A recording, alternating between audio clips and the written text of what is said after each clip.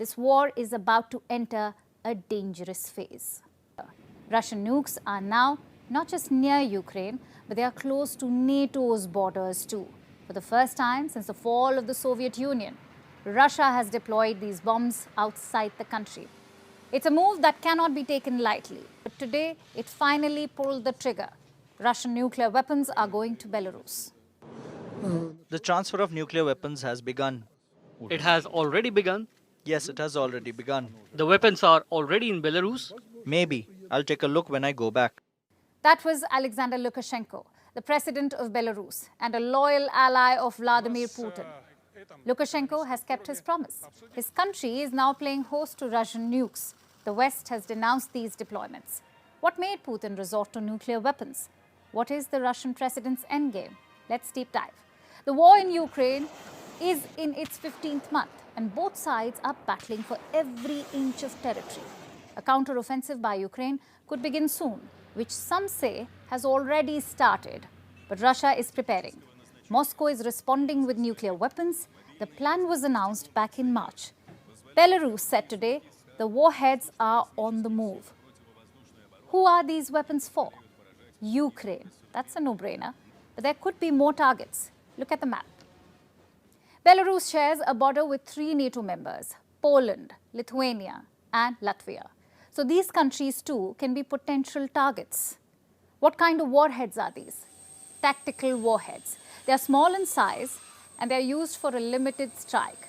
So they won't be able to destroy big cities, but they can obliterate small areas. That's their purpose. The nukes in Belarus will be controlled by Russia. So no change in ownership. But if a nuclear strike is ordered, Belarus could execute it on Russia's orders. They were given missiles that can carry these warheads. Some aircraft have been converted too. Belarusian Sukhoi 25 will be able to carry nukes. The Sukhoi 25 is a Russian warplane. The Air Force of Belarus has them. In their fleet, Belarusian servicemen got some training too. So everything is in place. The question is, why now? The Russian defense minister has dropped some hints. He was in Minsk to finalize some specifics about this arrangement to store the nukes. Listen to his comments. The collective West is essentially waging an undeclared war against our countries. The West was doing all it could to prolong and escalate the armed conflict in Ukraine. Allow me to simplify that. Russia says the war in Ukraine has turned into a proxy battle, and the West wants to extend the conflict by arming the Ukrainian forces. That's the allegation by Russia. So the nukes are deterrents, a way for Russia to take control and perhaps influence the outcome of this war. The US has called Russia's move irresponsible. I would say that we strongly condemn the arrangement. As we have made clear, the use of chemical, biological, or nuclear weapons in this conflict would be met with severe consequences. Washington has condemned the move. But what are they doing to stop Moscow? Will it change its own nuclear posture? Will America reinforce its own nuclear deterrence? The answer to that question is a no. For now, the US has decided to do nothing. We have not seen any reason to adjust our own nuclear posture. You've heard us say that before, nor any indications Russia is preparing to use nuclear weapons for Belarus.